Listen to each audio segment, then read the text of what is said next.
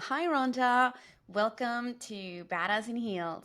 Oh, thank you so much, Nancy. Thank you for having me on your show. This is amazing. Badass in Heels. Oh my gosh. I love the title. Love, love, love it. Oh, thank you. I'm so honored to have you. I am so looking forward to this conversation. I am pretty sure it's going to be very inspirational. I'm looking forward to learning about you and for our listeners to hear about all the tremendous work you've done for the Bureau and all the efforts and initiatives that you have going on right now. You are remarkable, very influential, Oh, thank and you. and I'm hoping that you inspire young ladies, whether they're looking to join the Bureau, law enforcement, or thinking about a career in leadership, because you are the person to talk to about leadership. So, without further ado, let's get started. Awesome. So, Rhonda, you are one of the most influential retired FBI women special agents I know. You have received awards from the Bureau and many other entities for your efforts and advocacy for leadership development of women and law enforcement leaders. In 2022, Success Magazine selected you as one of 50 women of influence. You are the embodiment of a transformational leader. I am sure everyone is wondering who is Rhonda and how did she become so influential? So let's start with the beginning. Can you talk to us a little bit about yourself? Oh my gosh, where do I start? Well, I'm from Washington, D.C., grew up in Washington, D.C., and what's interesting about me getting my start, I saw service when I was a little girl. I saw service. And the way I saw service, I saw my mother. My mother took me everywhere. She took me, she was an active member of her sorority, Delta Sigma Theta sorority, and she's very active in other organizations throughout the city. So I saw service. And so I would go with her and I would sit in a corner and I'd have a book or I'd be coloring, but I would be right there and I saw service. So that's me. That's one thing that's really embedded in me, in my heart, in my soul. The way I move in service. And so when you start, thinking about how did she get connected to the FBI? Well, this is something I always wanted to do. And in seeing the FBI, I saw the FBI when I was a little girl on TV. I had a TV in my room. It was a little black and white TV. And there was the show FBI with Ephraim Zimbalist Jr. And so that's when the FBI was embedded in me. Fast forward to high school, I'm in the counselor's office with some other friends, and I see this pamphlet and it says FBI. And I said, that's it. That's what I'm going to do. And it just came back because it was always there, but it just came back. It just came back to the surface. And so I just stayed focused on that. And you know what's funny, Nancy? Even though I tried to do other things, they never worked out because I knew that that's all I ever wanted to do. Even when I tried, nope, this is it. This is what I want. This is what I'm going to go for. And I spent 34 years at the FBI. 34 years. I grew up in the FBI, Nancy.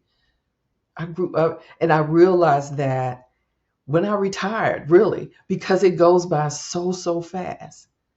It really, really does. And when I look back on my career, I'm like, wow, I grew up in the FBI because I started really young. I started, not too long after graduating college.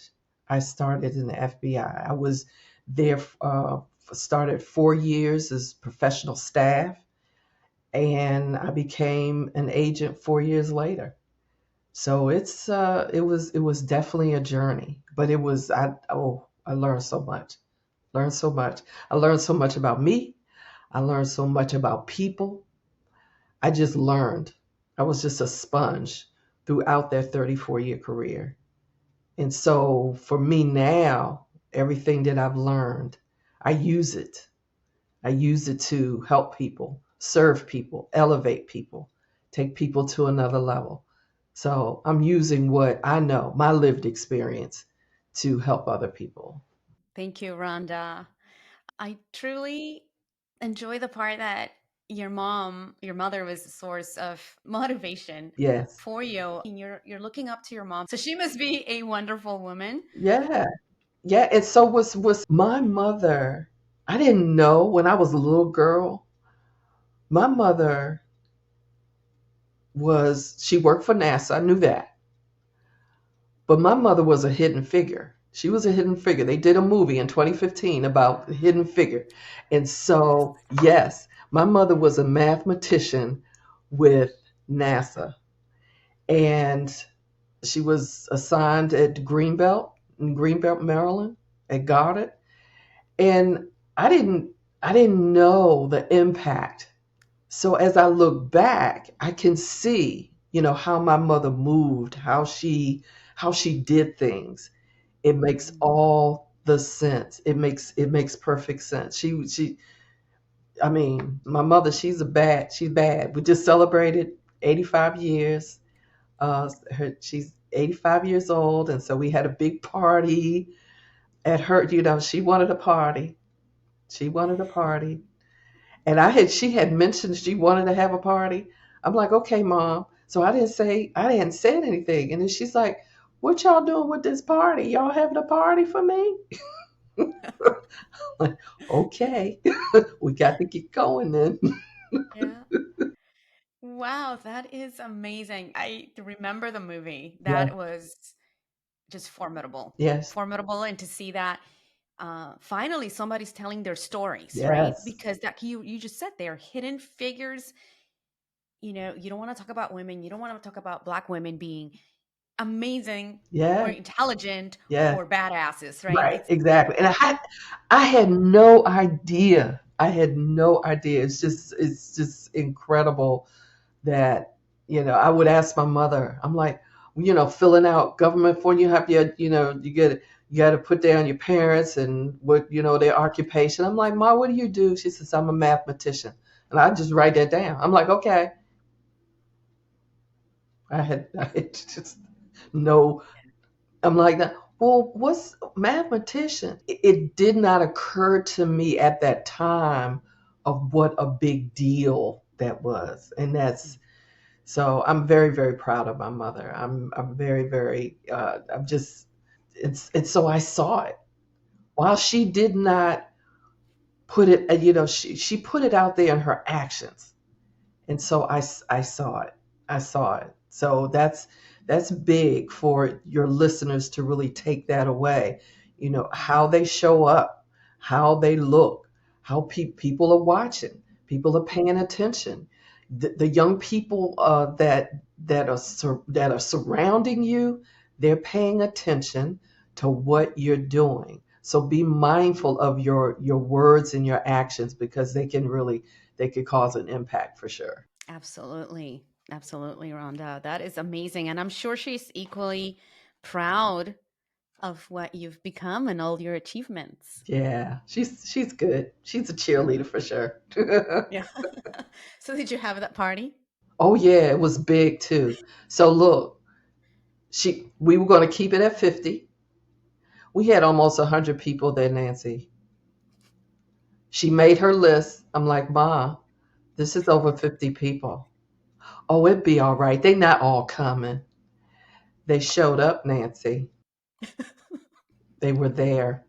But that's wonderful. It shows you how much people care about your mom, and she deserves a party. Yes, yeah, and it was nice. It was big. We made it super super special. Mhm. but Yeah. she's but it was so funny. Started at 50. 50, yeah, just about 50 people. Yeah. Like a wedding. Unbelievable. Yeah. Man. Wonderful. Thanks for sharing, Rhonda. So you're saying, right, you started to watch the show, the FBI show on TV, which Yes. honestly I've never heard about, but that was something that's in the back of your mind all this time. Then you see the pamphlet at high school and you're like, this is it. That's And it. the way you said it, it's like it was meant to be because no matter what other paths you took, you were like, nah, I guess it's always in your subconscious, like FBI agent, FBI, That's FBI. yeah, that's Yeah. right. That's right. And so, I'm very faithful and God orders my steps and everything that I Hmm. tried to do. Just no, I don't want you to do that. You want to be FBI? That's it. That's Yeah. it. That's what you're gonna do. And now Hmm. I was really, really blessed. I worked hard to get there. There were the times, Nancy, that running. Woof, I did not like to run. But see what's interesting? If I wanted to be an agent, I had to run. So I had to get over that hump. I had to get out of my own way and run and do it. And so that was my mindset. That's exactly what I did in order to really get through. I said, you know what? I don't care for running, but I have to run if I want to be an agent, if I want to Hmm. go to Quantico and become a special agent with the FBI. So I had to suck it up and really get into it and come up with ways to enjoy it. Yeah. Oh my gosh. Singing, trying to listen to music. Yes, all of that. All of that. Yeah. Yes. I relate to you. I'm a sprinter. I'll sprint. I'll chase somebody, tackle him. I'm done. Wow. Don't make me run eight Hmm. miles, 10 miles. I get my Achilles hurt. Like Oh I'm done. yes. Hmm. Hmm. So you mentioned that you started with the FBI as professional staff, and you did that for 4 years. Yes. What was the office that you were working at, and how was that experience? Well, I tell you, I'm full of stories, Nancy. So here we go. So back then, I started with the FBI in August 1984. And when I started, the FBI, back then, you came in as a clerk typist, agent. That was really it. Now they had other roles, but I didn't know about those roles at the time. And the bureau did not tell you where you were going to be assigned. And so, for 3 days you go through orientation, and that was the bureau's version of onboarding, which has totally changed now. It's totally awesome and over the top. But back then it was just orientation. We're in a big room. And so I find out that I'm going to Technical Services Division, Division 8. And I'm like, what's there? Someone said, oh, yeah, that's where the computers are. I'm like, okay, cool. Going to have fun with the computers. I have my degree. I could do that. So the third day, a woman comes down and she escorts me to a conference room, and we sit, and she says, well, I just want to welcome you to the FBI and welcome to the switchboard. I said, the switchboard? She says, yes, the switchboard. I said, the switchboard? She says, yes. And then I said, the switchboard? And she says, yes, didn't anyone tell you? I said, no, no one told me. And so during that time, I'm fighting tears because I'm thinking to myself, how how am I going to tell people I have my college degree and I'm on the switchboard? So I'm going through all of these feelings, and I'm plotting and planning on how I'm not coming back. I'm not taking this job. I'm not doing this. I'm feeling shame. I'm like fear. I'm feeling all of that. And so I'm not doing that. I'm not doing it.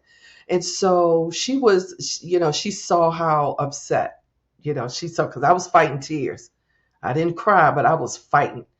And she says, well, let me just take you in and get you started with training. So she sits me down, and going in that room, it did. At that time, it looked like a switchboard. I mean, it really looked like a switchboard. If you know what the back in the day, it looked like that.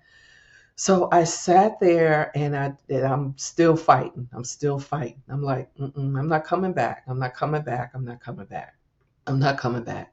So then I called my mother. I took that time, called my mother. I said, Ma, they put me on the switchboard. And she said, well, I guess someone heard your voice and thought you would be good on the switchboard. Right then, Nancy, I experienced a shift. I sat differently. My posture was different. And I told myself I was going to learn everything that I could about that switchboard. And that's exactly what I did. It was a 24-hour operation.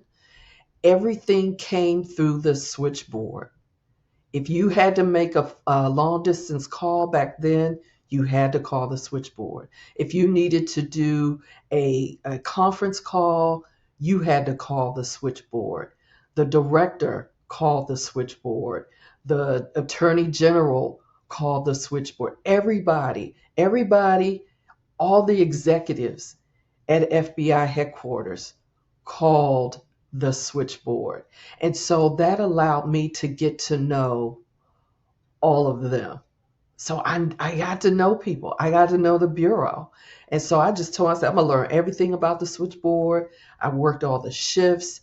I I just learned everything. And so I soon became that person that you could go to. But not just that, I started showing up differently. I showed up, my attitude was different. When that first day I was like, I'm plotting and planning to leave, but it that quickly changed.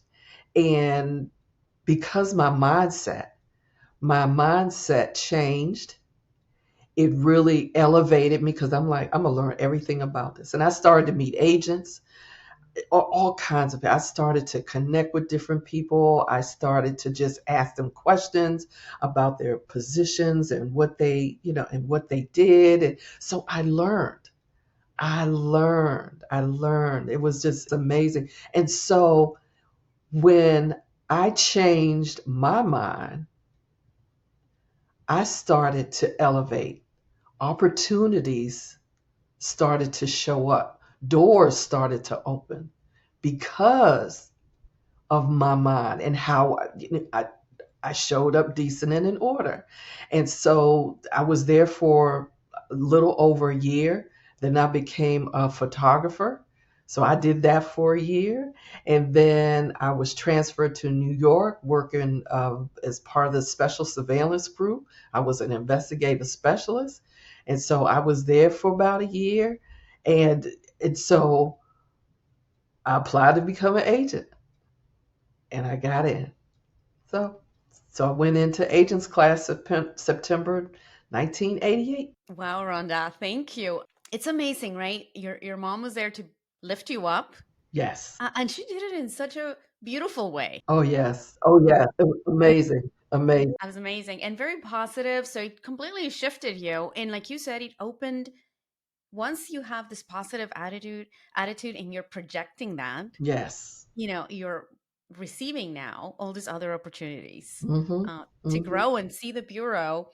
And I'm guessing that's where you actually get to see. I want to be an agent. Oh yeah. And see that's the thing. I was about to really I was in my own way Mhm. because the opportunity was there. And so I had to realize that there's no shame in starting entry level. That was entry level. That Mhm. was that was perfect example of entry level. And it's a perfect example of taking advantage of entry level. Because I was on the switchboard, I had access. I had access to people that could give me great information and provide exceptional guidance. And that's exactly what happened. That's exactly what happened. Yeah, absolutely. And you mentioned, when you got there, you were like, I have all this education and I'm placed in this position. What was your degree on? My degree was in criminal justice. Okay. Yeah, I had a criminal justice degree. Now, as sidebar for those listening, if you, I'm not saying you're not going to get in the bureau as an agent with a criminal justice degree.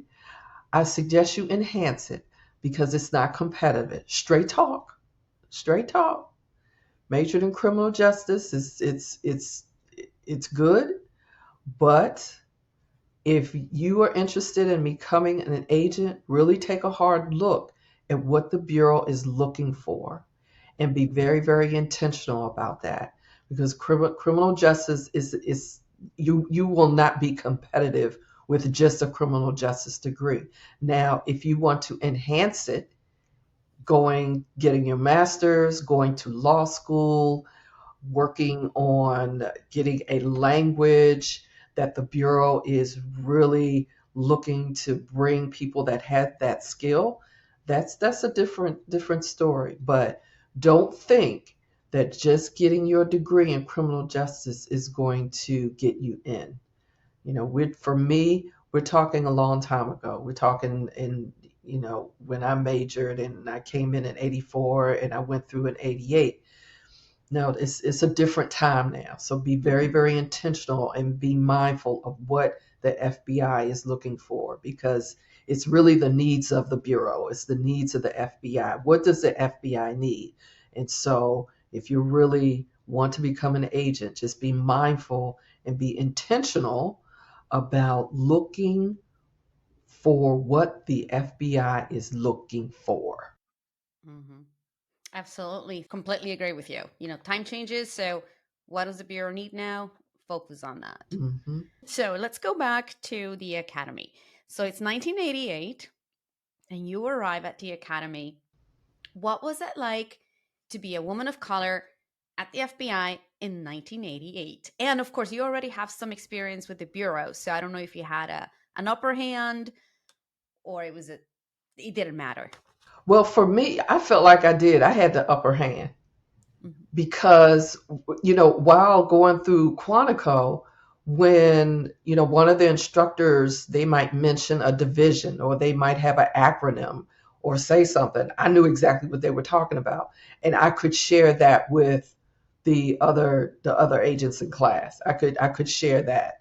And so I felt, when I walked into Quantico, I walked in there like I owned it. I'm like, oh, I'm home. I'm home. I just have some things to do, and I'm gonna get it done. No, I'm here. I'm gonna get it done. I'm not playing. I'm Yeah. not playing, Nancy. I mean, God brought me this far. I'm like, I gotta keep doing the work. And there were things that showed up that really, just got me shaking. So, for instance, firearms. I was for a long time. I was not a consistent shooter, and that started at Quantico. And then I really got in my head and it was just horrible. I was good like 15 yards, but further, all the way 25. Oh my gosh, it was horrible. It really, really was. But I got through it. But I needed to work. I needed to continue to work to do better. And so that was something that I had throughout my career, just doing better. And it was, throughout I steadily got better. But that could have been something that I allowed to derail me. And I'm like, nope, not doing that. No, I'm figuring this out. I need to practice. I need to get it together. I need to dry fire. Yeah. Yeah. Yeah. I remember those days. Yeah. Yeah, absolutely. Absolutely. Yeah. Yeah. Yeah. So that for me, Quantico was, it by far was, it wasn't like it was like easy, but I was ready mentally. Hmm. I was ready mentally and I did the work. I hustled. I Yeah. hustled. Upon graduation, where do you get assigned? Oh, I got assigned to Newark. So it was interesting. I was assigned to New York because I was working SSG, Special Surveillance Group, in New York City, which I loved. It was like so much fun. And so I was transferred to Newark, and straight out of straight out of Quantico, I was assigned TDY in LA. And so yeah, that was a good time. I was there for 2.5 months. Operation Polar Cap.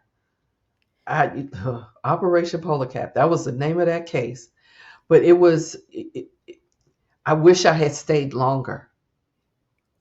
And I think if I had been more intentional with my mentors, they would have said, just go ahead and stay and learn as much as you can. 'Cause I learned a lot being there. And so I should have really stayed. So I say that for those listening, that really work on getting your mentors early in your career. Really work on that and really get to the point where you can pick up the phone and ask somebody. And see, that was one thing that I did not do, because I had people to call, but I didn't call them. I was so busy wanting to get back to Newark to get started with my case, because I felt like I was missing out. I felt like I wasn't able to get my career started, my agent, get my cases and do all those things. So I was like, no, I'm ready to come back. When I could have stayed, I actually could have stayed. I could have stayed for, probably for the direct. I'll give you a perfect example. One of the young ladies that I was working with, she was assigned to another field office.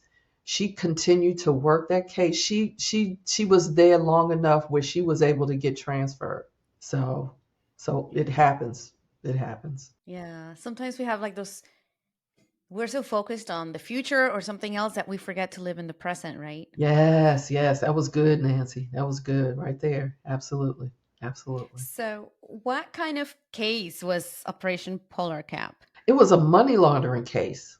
And it was a Title III, which is a wiretap. We're listening in on, and it was a Arabic wire, Arabic language.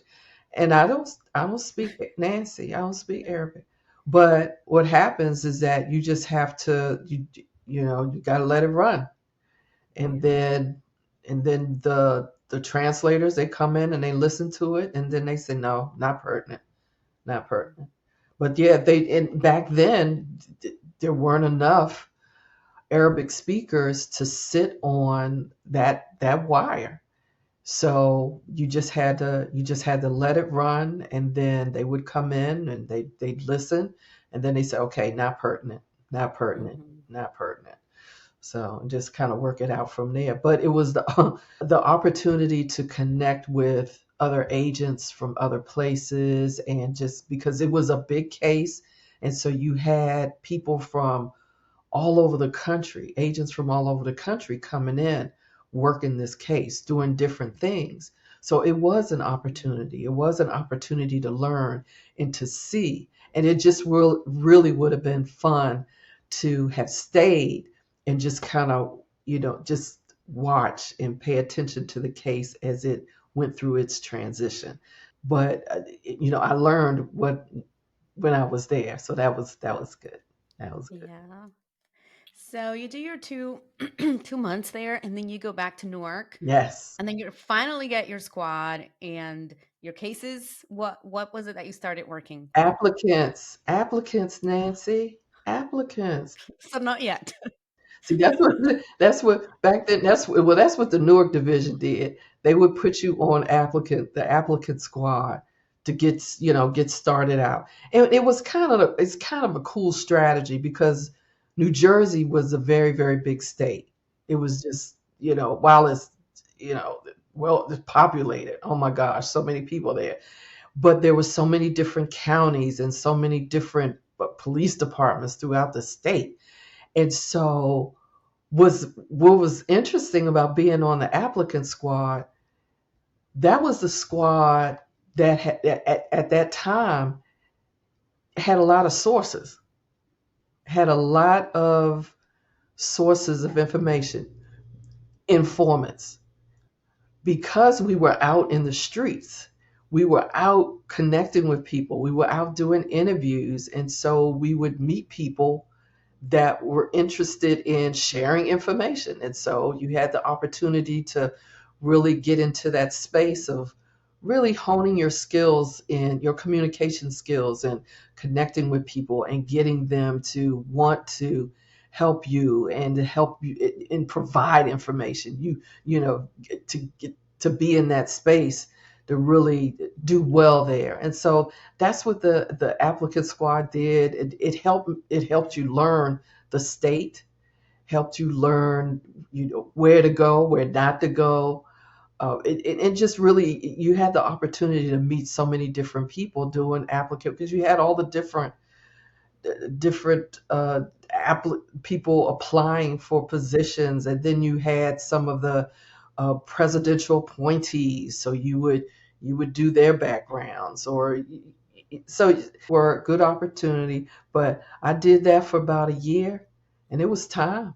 It was time. And so I got transferred to working drug investigations, which Okay. was so much fun. I worked drug investigations for, oh my gosh, for 10 years. 10, yeah, about 10 years, 10, 11 years. Wow. That was fun. Oh my gosh, I had so much fun because it was the people that I worked with. They were something else. Oh my gosh. I've they were just a lot of fun. So this is so we talking 89 and 90. So whole different look and feel. But it was a lot of fun. A lot of fun. You build relationships. Those same people that I worked with, I'm still close to them today. Wow, that's nice. Yeah. Yeah. I mean, I still talk to them. We're Yeah. still we're hooked up on, connected on LinkedIn. Mhm. Oh my gosh, I missed them because we cut up something. We had so much fun. We got the work done, but it was fun. Now it didn't start out like that, particularly for me, because so back then when you were assigned to, your first squad, you would get a training agent. Mhm. Well, when I was transferred to the drug squad, I didn't get a training agent. And I'm like, that didn't make sense to me. So I was getting leads, and but then I really wanted to get down and dirty, right? And so what I did, there was a one of the agents, he was, packing up to go out somewhere. I said, I'm going with you. I'm going with you. Take me with you. I'm going with you. So he took me. Yeah. And by taking me, I had one of the biggest cases on that squad, and in my career, it was amazing. So sometimes you have to make your own opportunity. Sometimes you got to step out there and just say, I Mhm. look, I'm going with you. I'm going with you. Yeah. I'm No, going with you. absolutely. So, can you talk to us a little bit about, you said that was one of the biggest cases in your career. Can you talk about that a little bit, or anything else that's memorable during your 10 years working drugs? Oh, well, some of my more memorable cases, I did a lot of undercover work. I did a lot of undercover, but I ensured that I had cases as well. So I was Mhm. able to make about, and that was the cool thing with Newark. My supervisors were very, very supportive in me. As long as I got my work done, you could go ahead and do these undercover assignments. And so some of them were really like, they weren't deep cover, they were light cover. And so I was like one of three Black females throughout the Bureau that did undercover work. So I got calls all the time. I got calls all the time to, can you come out here for just a couple days? Can you do this for a couple, and so that was, had the opportunity to meet different people.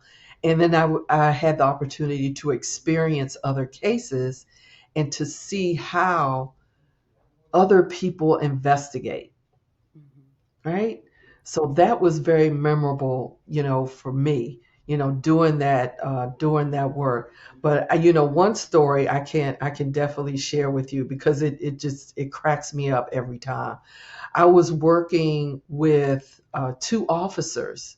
They were task force officers in Washington D.C. and they had to come to New Jersey to, to connect with the sellers of some, about, I think it was about 10 kilos. So they traveled from DC, and I went with them. They needed me to come with them. Well, it turned out to be the most hilarious undercover experience I've ever had in my life. So there was a language barrier. The sellers were, they spoke Spanish, and nobody, the officers didn't speak Spanish. I didn't speak Spanish. And so we're in a truck stop in New Jersey. And so we're getting out, and we're doing the deal. Everything is straight. And so the sellers, they're getting confused about stuff, about how much money is there. We had to get out the car, put the trunk up, light shining from the trunk, and we're just like, no, stay, okay, stay with me. One, two, it just count. It was just, and I'm like, and I'm saying to myself, like, we are in a truck stop. We're at a truck stop. We have the trunk open. We are counting out money in the middle of a truck stop. And it was like nobody was thinking anything of it.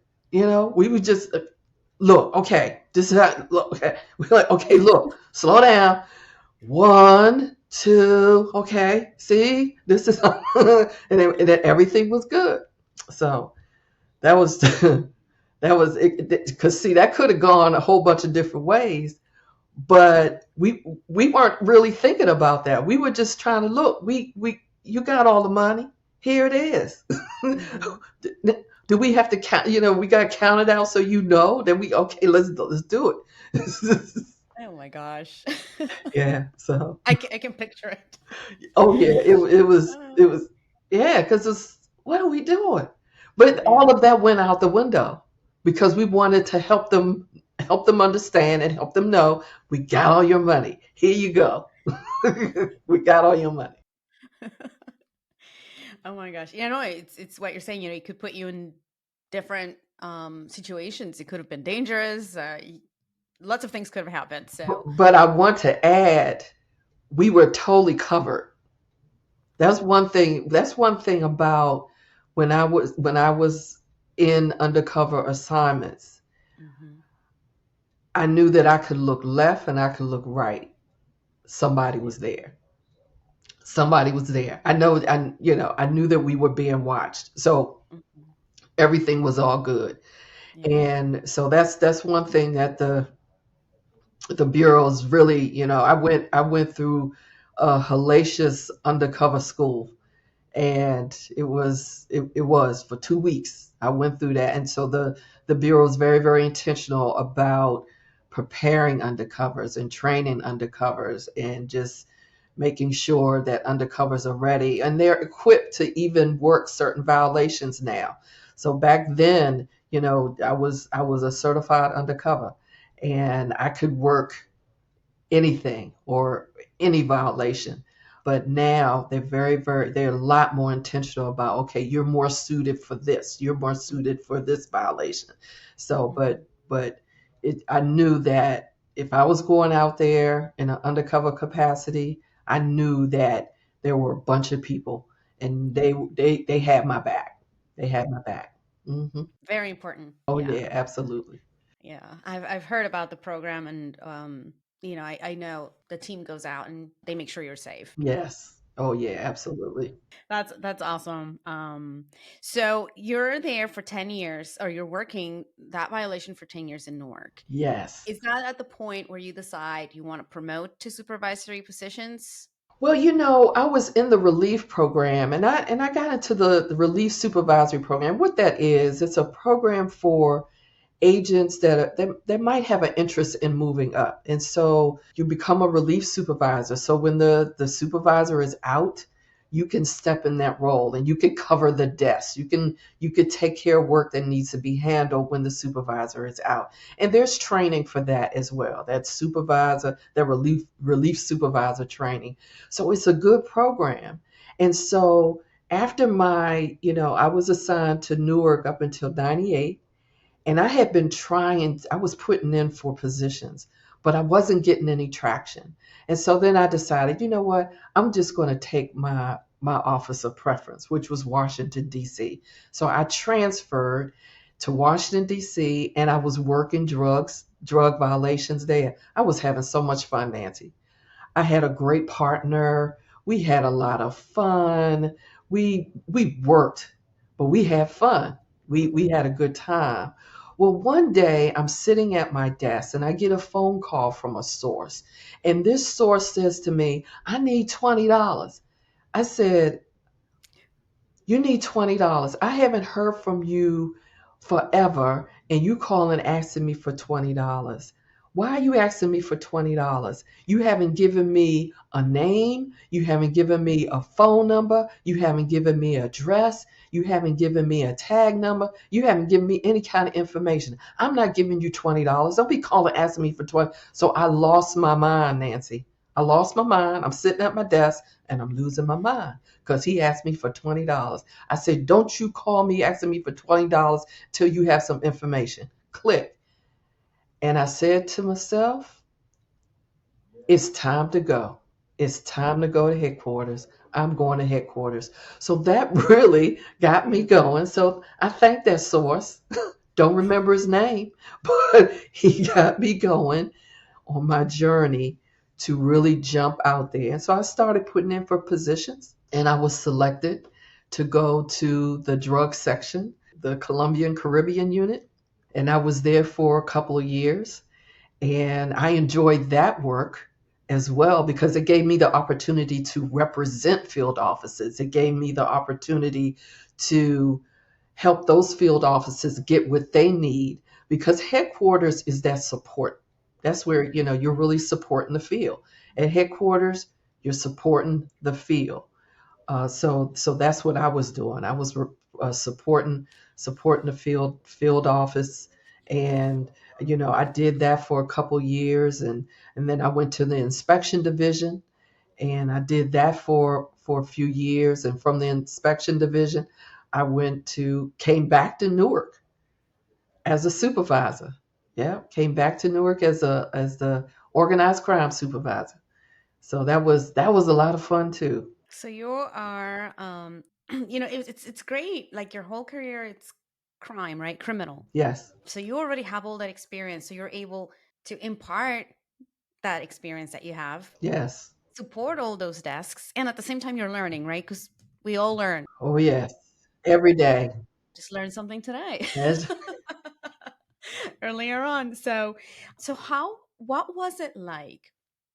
So we're talking what, 99 by now when you get to the Colombian Caribbean desk? Yeah, 2000. Yeah, 2000. Yeah, in 2000, I got to, The first your first HQ post. So yeah, what was it like to start ascending the ladder as a woman of color, badass, because you've done all this UC stuff and you've just worked drugs, and working drugs, like you're saying, it's a lot of fun because of your teammates, right? But it's hard work and it could be dangerous, like we talked earlier. And it's, I know it's fast paced. hmm It's like next, and you're always moving and going. Late nights, arresting people. I remember leaving the NVRA sometimes at like 8 at night on a Friday, and people were walking in like, "You guys have a good night," and I'm on my way out at 8, and they're coming in yes. with a guy that they have to book and interview and do the whole thing, right? So I know it's a lot of work. So what was it like to, again, be a woman of color ascending the ladder in representing? I mean, you work some really cool stuff: Colombian Caribbean, the inspection division, now the organized crime desk supervisor. Yes. I was always conscious that I was being watched, and I knew that. I didn't know, it wasn't until years later did I understand the magnitude of it. But I knew that I had to show up at my best. And so I stay away, Nancy, I stay away from thinking about twice as hard. working as twice as hard. Showing up at my best could be 3 times as hard. So that's what I tell young people and I tell women that are looking to go higher. Just do your best. Just do your best. You cannot regulate the thoughts of people. You can't regulate. That's something that they have to change in their heart. In order to, something's going on inside of them that positions them to think the way that they do about having people that don't look like them in certain roles. So I just had to just work. I just worked. I just did my best. And sometimes it was frustrating. It was frustrating for me putting in for positions and not getting them. It was. And so, we'll talk a little bit more as we go throughout towards the end of my career, because I got a lot to say about that. But it was good stuff. It's all good stuff. But the key thing is that, I did a lot of different things. I worked with, different initiatives and projects, and I took things on to really learn, And I felt, for me, in order to position myself, I wanted to learn. I wanted to learn more. I wanted to just really put more information in my toolbox, really make the connections and build those relationships that I know now more than ever are incredibly important to do. Absolutely. So let's talk about a little bit about, I guess, leadership. So I believe in leadership at all levels, right? Not just at the top. Even being a case agent, sometimes you got to lead your op. You do your op planning. You're leading a team to do a search warrant, arrest warrant, undercover op. You're leading, and we start small, and then of course supervisory positions. So, did you have in mind? I know after that source called you about the $20, you're like, "This is it. I'm done with the field," right? So, was it and we started this conversation with like, you are a very successful leader, transformational leader, influential person in the bureau. Was there a point where you thought, you know what, this is what I want to do? I want to continue in leadership. Hmm. Well, yes, I wanted to go as high as I could, Nancy. I really, really did. And one of the reasons why I wanted to do that, because I wanted other women of color to see that you could get there.